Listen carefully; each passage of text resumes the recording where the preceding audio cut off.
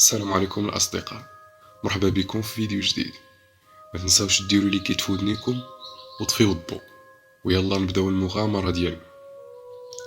واحد النهار أنا والدراري صحابي أيمن وعمر جالسين حدا الدار ومجمعين، حتى وصلتنا الهضرة لواحد القرية صغيرة جنب المدينة ديالنا، واللي كانت بعيدة عليها تقريبا بحوالي 20 كيلومتر. أيمن قال لينا باللي الأب ديالو كيعاود ليهم باللي ديك القرية كانوا عايشين فيها الناس شحال هادي قبل الاستعمار، لكن ملي دخلات فرنسا وبحكم أن ديك القرية مقاومة دخلوا ليها المستعمرين وقتلوا كاع الرجال اللي فيها واغتصبوا النساء والأطفال. ومن ديك الوقت ولحد الآن حتى شي حد ما كيقدر يقرب ليها سواء بالليل أو لا بالنهار، وكيقولوا باللي اللي داز من حداها مازال كيسمع فيها صدد الصوت ديال دوك الدراري الصغار ودوك الصراخات ديال دوك النساء اللي تغتصبوا تما. هاد الهضرة سمعنا ليها أنا وصاحبي عمر بكل تركيز، شاف فيا وشفت فيه وعرف من عيني أنني بغيت نمشي لتما، وأيمن حتى هو عنده نفس الفكرة، واتفقنا مباشرة أننا نمشيو ديك العشية. مازال من نهانيت نفوجو على راسنا شوية ونعمرو براد ديالتي وسط الغابة.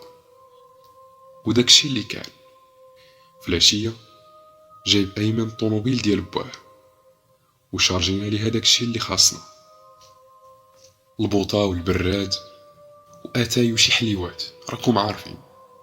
شدينا الطريق اللي صراحة ما كانتش طويلة بزاف، ولكن ديك القرية فعلا معزولة وجات في الجبل ودايرة عليها الغابة من جميع الجهات. وصلنا لتما وقفنا الطونوبيل وهبطنا الأغراض ديالنا، وكانت الساعة تقريبا 5 د العشية. الملاحظة الأولى اللي لاحظت هي أن ديك القرية باقي فيها بعض الديور اللي ما طرا ليهم والو واخا دازت هاد المدة كاملة. والمهم حاولنا ندخلو لدوك الديور ولقيناهم تقريبا كيما خلاوهم دوك الناس، واخا باين عليهم اثر الزمن شوية، ولكن باقيين شادين في راسهم. لحد الان كل شي غادي مزيان. عمرنا اتاي وجلسنا وسط الدوار مجمعين ومقشبين وكنضحكوا. وكانت هادي الغلطة اللي درنا. واحد اللحظة سمعنا صوت شي شجرة كتهرس، تخلعنا الصراحة، لكن قلنا غتكون غير الريح اللي لاحتها ولا كانت قريبة تطيح. المهم بقينا تما حتى طاح الظلام وما كناش عارفين باللي عندنا موعد مع قبيلة على قدها من الجن. مجرد ما طاح الظلام ساد واحد الجو ديال الرعب والغموض لدرجة ولينا خايفين غير من بعضياتنا. شعلنا العافية باش ندفاو شوية، ومن نهانيت تعطينا شوية ديال الضوء حيت الطونوبيل كانت بعيدة علينا. وإذا بينا كنسمعو نفس الصوت اللي سمعناه قبيلة، شي شجرة عاوتاني كتهرس. هنا عرفنا باللي حنا ماشي في امان. نضنا بالزربة وجمعنا حوايجنا، وبمجرد ما طفينا ديك العافية بدات القصة. طاح علينا واحد الظلام دامس، تقريبا ما بقيناش كنشوفو بعضياتنا، وكنسمع صوت السلاسل كيدور بينا وصوت الحوافر ديال الخيل. بقيت مصمم في بلاصتي ما قدرتش نتحرك، والدراري حتى هما. وملي عيطت لأيمن كان هذا هو الجواب ديالو. حتى واحد فيكم ما كيسمع الاخر. اليوم انتوما ضيوف عنا باش تعلموا تضحكوا وتقشروا وسط الدوار الشرفة. ما نكذبش عليكم، ملي سمعت هاد الهضره ما بقاوش قادين يهزوني رجلي، وندمت على النهار اللي جيت فيه لتما.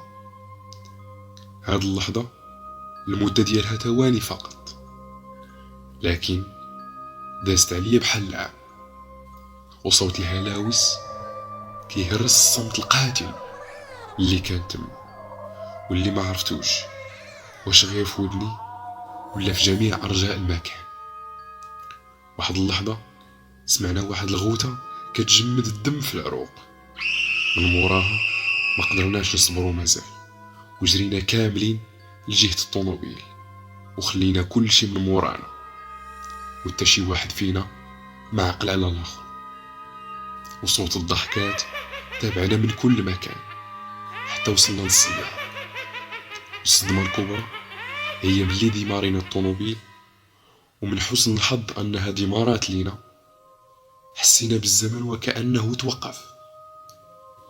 حتى الحركات ديالنا كانت ثقيلة بزاف، والاكثر غرابة هي ان الطريق اللي كندوزو منها كنحسو بها كتعاود، وكأننا كندوزو من نفس الطريق، لدرجة ما قدرناش نوصلوا للمدينة اللي حنا فيها حتى الأذان الفجر. وكل واحد فينا مشى لدارو وما هضرناش مع بعضياتنا من قوة الصدمة. أنا ملي دخلت للدار حطيت راسي ونعست في البلاصة، ولحد الآن كان استغرب كيفاش درت حتى نعست. وما فقت حتى سمعت الدقان في الباب. نضت ولقيت أيمن هو اللي كيدق، وزاد صدمني ملي قال لي باللي لقى في الكوفر ديال الطوموبيل كاع داكشي اللي كنا خليناه في الغابة. داك النهار ما قدرتش ناكل ولا نشرب، وبقيت غير كنخمم في داكشي اللي وقع البارح، لدرجة مشيت عند الفقيه ديال الجامع وعاودت ليه شنو طرا، وقال لي باللي واخا يديروا لكم داكشي كامل ما يقدروش يأذيوكم، حيت ما عندهمش ديك القدرة وما عندهمش ديك الصلاحية. لكن هاد الذكرى بقات راسخة في بالي وما عمري غادي ننساها، لا انا ولا الدراري صحاب. واللي عاودناها ليه كيقول لك هادشي غير خرافات وما يمكنش يوقع، لكن القرية باقة في بلاصتها، واي واحد كيقول لي هاد الهضرة كنقول ليه ممكن تأكد راسك. إلا وصلتي لهنا راك من المتتبعين الأوفياء ديالنا، ما تنساش تشترك في القناة باش يوصلك أي جديد ديال القصص ديالنا، وضغط على زر اللايك وشي كومنتير زوين إلا جات على خاطرك. والسلام عليكم ورحمة الله وبركاته.